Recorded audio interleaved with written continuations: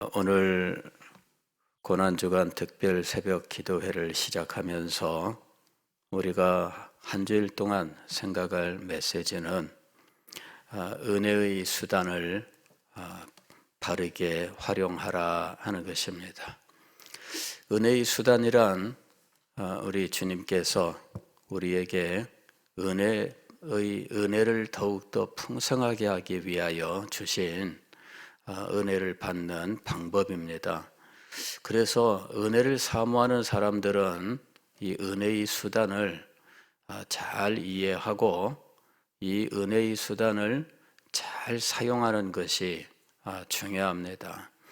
은혜가 떨어졌다 이러는 사람들은 은혜의 수단으로 은혜 앞으로 나아가야 된다 하는 것입니다. 주님께서 주신 은혜의 수단은 첫째는 말씀입니다.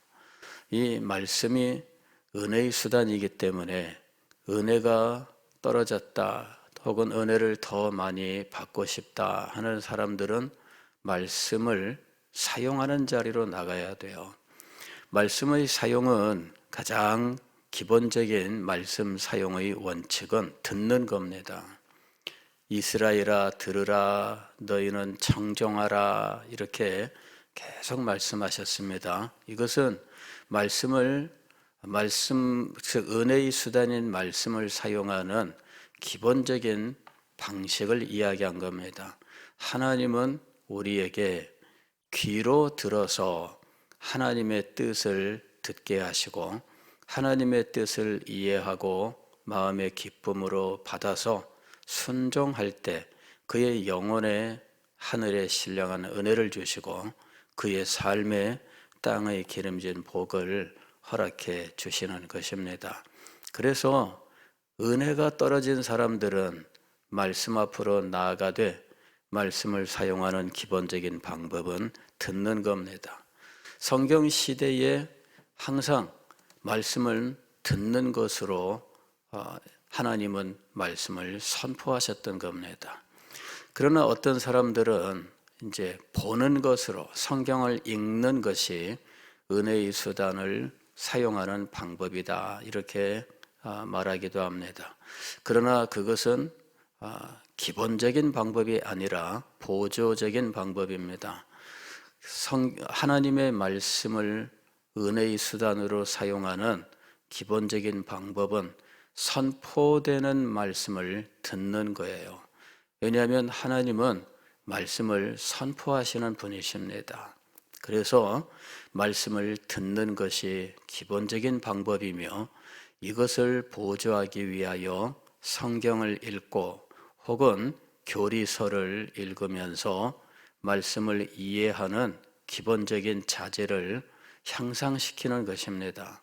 이렇게 노력을 하면서 주님 앞에 나아갈 때 주님께서 예비하신 은혜를 그에게 주시는 겁니다.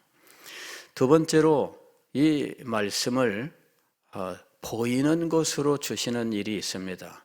그것이 바로 성례라고 부르는 것입니다. 이것은 별명이 보이는 말씀입니다.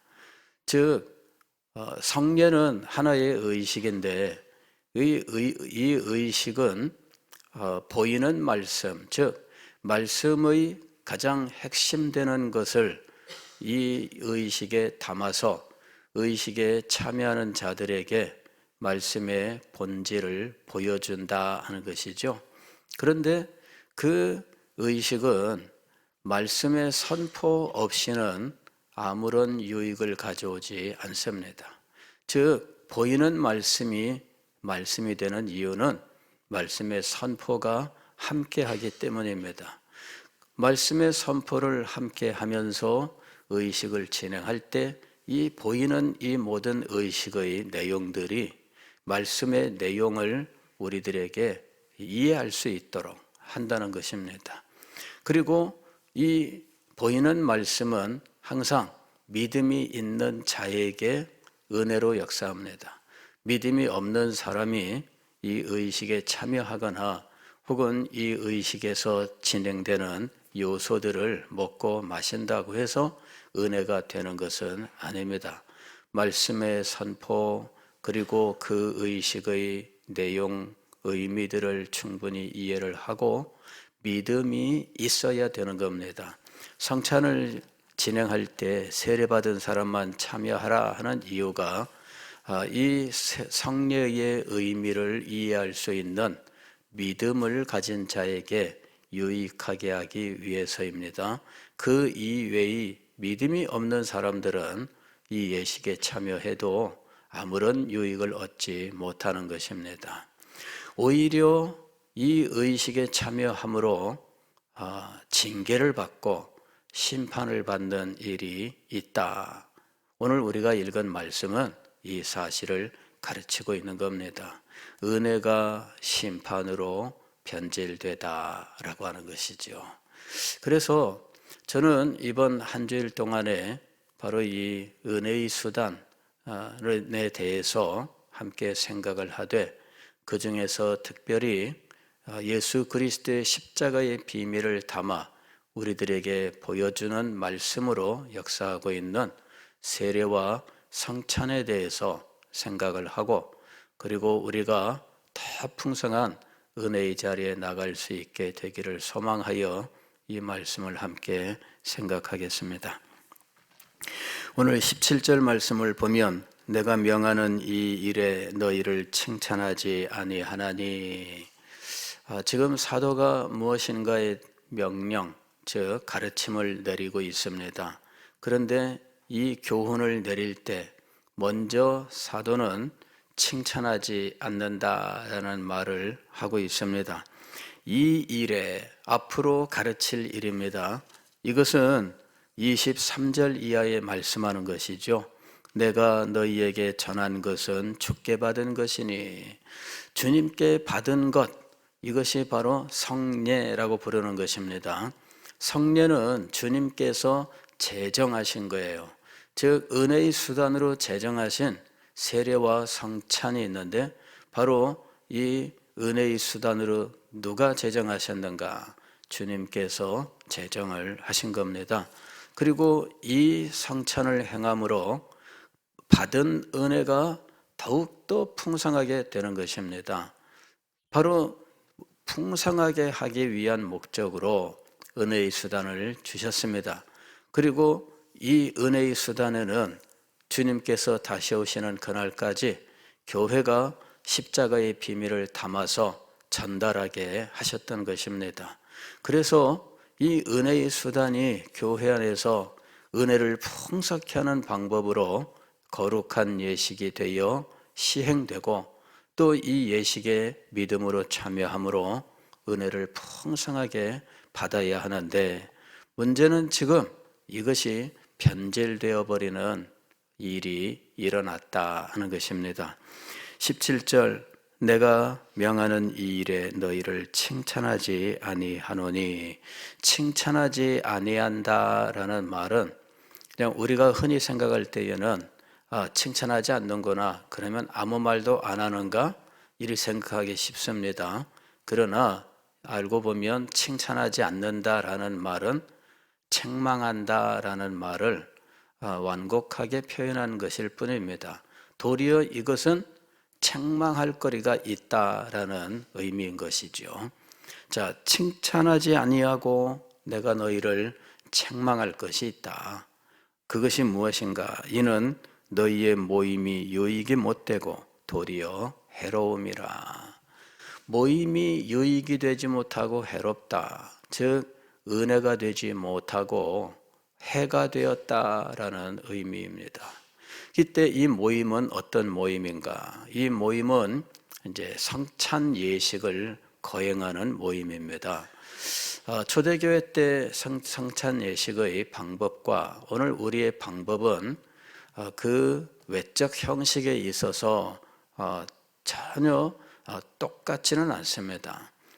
초대교회 때의 성찬 예식은 오늘 우리들처럼 이렇게 간단하게 정리된 것이 아니고 최후의 만찬과 닮아 있다 하는 것이죠.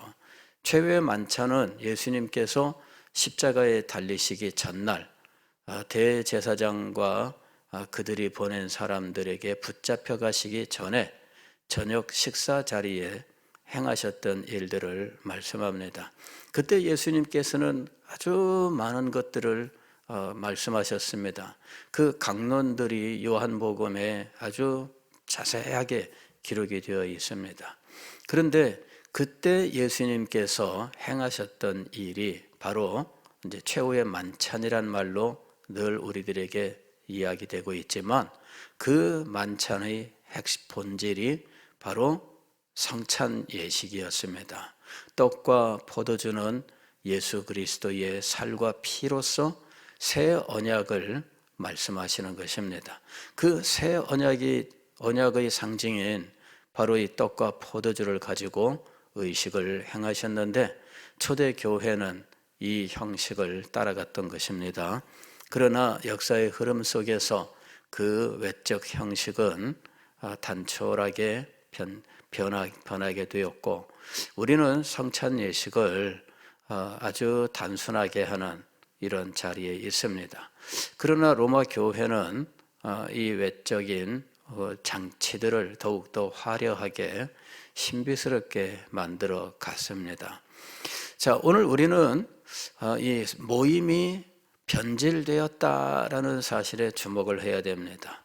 그리고 변질된 이 모임의 결과 심판을 받게 되었다라는 사실을 우리가 주목을 해야 한다 하는 것입니다. 오늘 성경을 보게 되면 이렇게 되어 있습니다. 30절 말씀을 보면은 그러므로 너희 중에 약한 자와 병든 자가 많고 잠자는 자도 적지 아니하니 라고 말씀합니다. 그러므로라는 것은 앞에서 어떤 말이 있었고 그 결과 이렇다라는 말입니다. 자,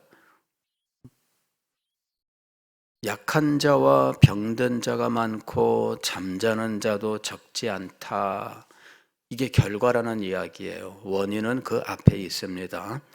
27절부터 보면 그러므로 누구든지 주의 떡이나 잔을 합당하지 않게 먹고 마시는 자는 주의 몸과 피에 대하여 죄를 짓는 것이니라. 성찬에 합당하지 않게 참여하면 오히려 죄를 짓는 것이다.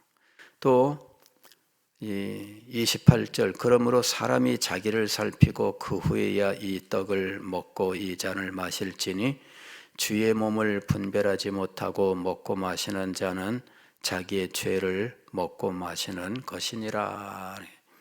주의 몸에 대하여 죄를 짓고 자기의 죄를 먹고 마시는 일이 일어납니다. 분별하지 못하는 자들에 대하여 이런 일이 있다. 그리고 그 결과 30절 그러므로 너희 중에 약한 자와 병든 자가 많고 잠자는 자도 적지 아니하니. 즉 이 거룩한 예식이 변질되어서 오히려 죄를 짓게 되고 그로 인하여 하나님께로부터 징계가 임했는데 약한 자와 병든 자와 잠자는 자가 적지 않다, 많다 그 말입니다. 즉 이들이 겪고 있는 이 약한 자 이거는 건강을 상실한 거예요. 그리고 병든 자 이거는 더 깊은 병으로 진행된 거지요.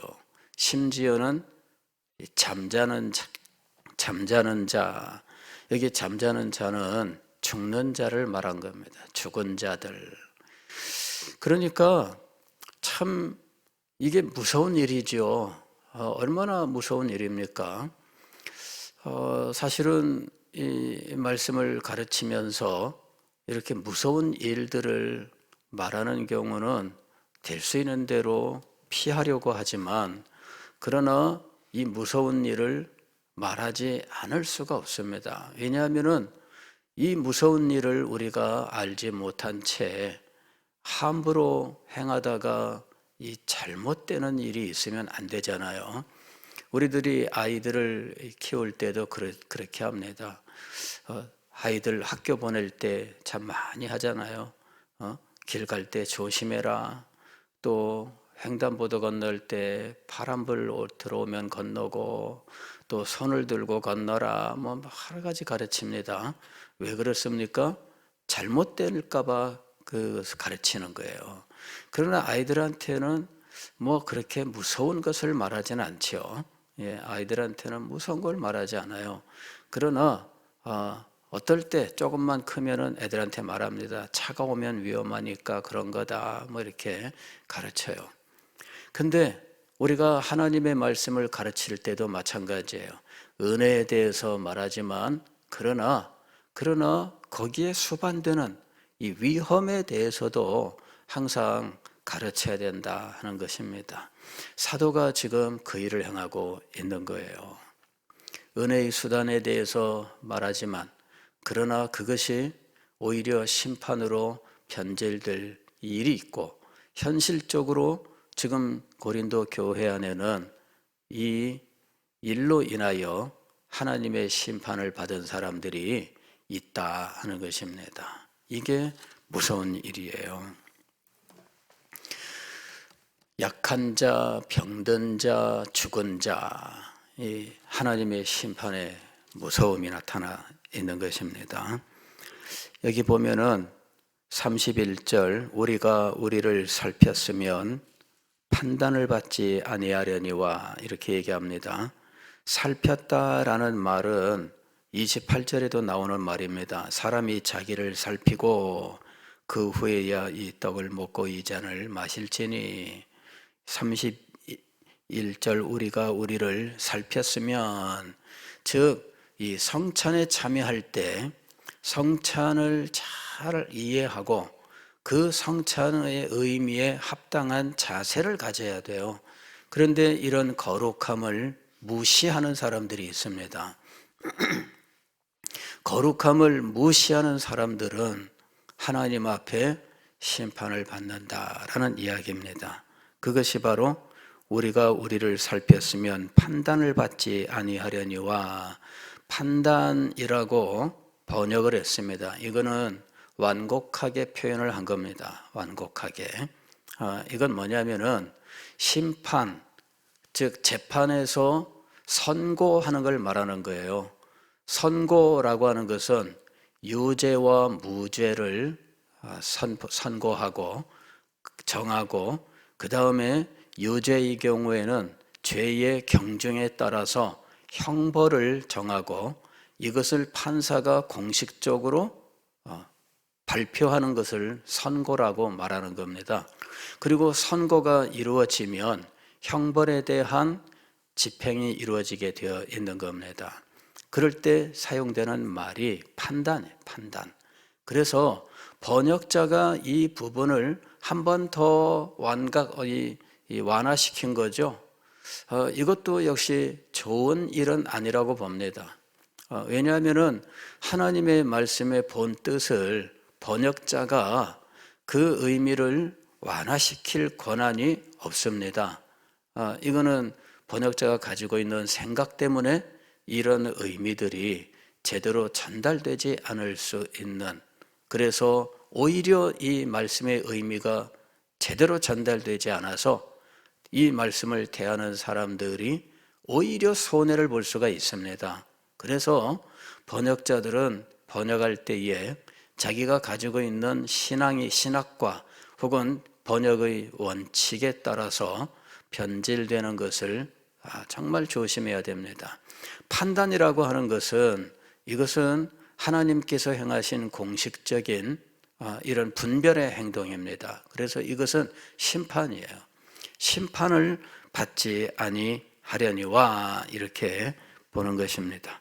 32절 우리가 판단을 받는 것은 주께 징계를 받는 것이니, 즉 판단과 징계가 지금 함께 연결되어 있습니다. 이 판단이 단순한 판단이 아니라 심판, 즉 재판에서 유죄와 무죄를 정하고 유죄의 경우에 형벌을 정하는 행동이라고 하는 것을 보여주는 겁니다. 우리가 판단을 받는 것은 주께 징계를 받는 것이니 하나님께 징계를 받았기 때문이다 라는 이야기입니다. 왜 하나님께서 그 사람들을 징계하셨는가? 영원한 멸망을 받지 않기 위하여. 그 다음에 나오는 말씀입니다. 이는 우리로 세상과 함께 정죄를 받지 않게 하려 하심이라. 즉 하나님께서 판단하시고 징계하신 그것이 비록 판단과 징계를 받은 사람들에게는 아픔이지만, 그러나 그 일이 오히려 영원한 심판, 영원한 멸망을 면하게 하시려는 하나님의 뜻 때문이었다라고 말씀하는 거예요.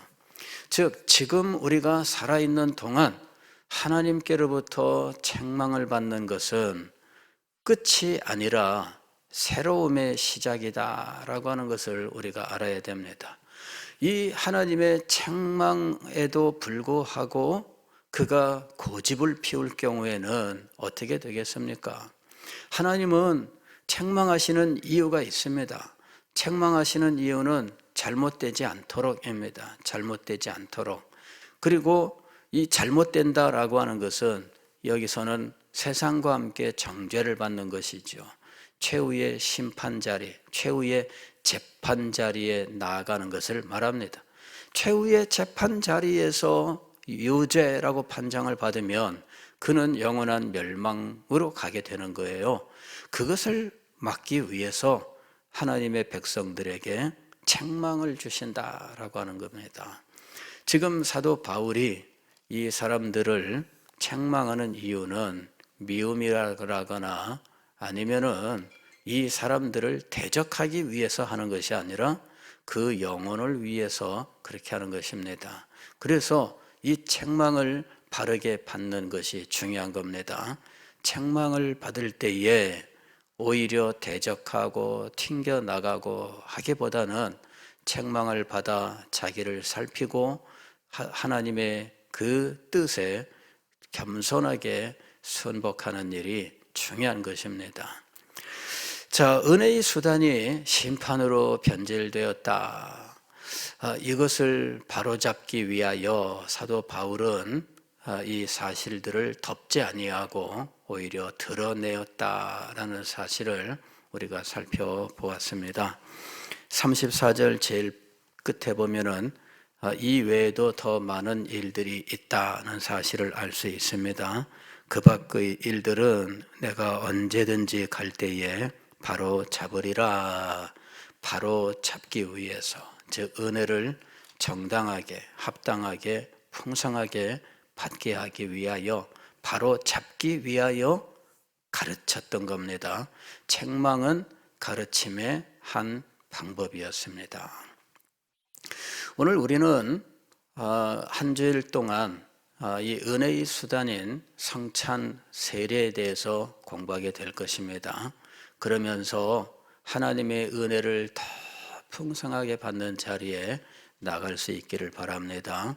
고린도 교회 성도들이 이 일을 제대로 받아들이지 못하여 오히려 심판을 받고 하나님의 심판이 그들에게 즉각적으로 임했는데 약한 자와 병든 자와 심지어는 죽은 자까지 있다는 아주 엄숙한 사실을 기억하고 은혜와 심판 사이에서 더 풍성한 은혜의 자리로 나가는 우리들이 되시기를 주의 이름으로 축원합니다. 기도하겠습니다.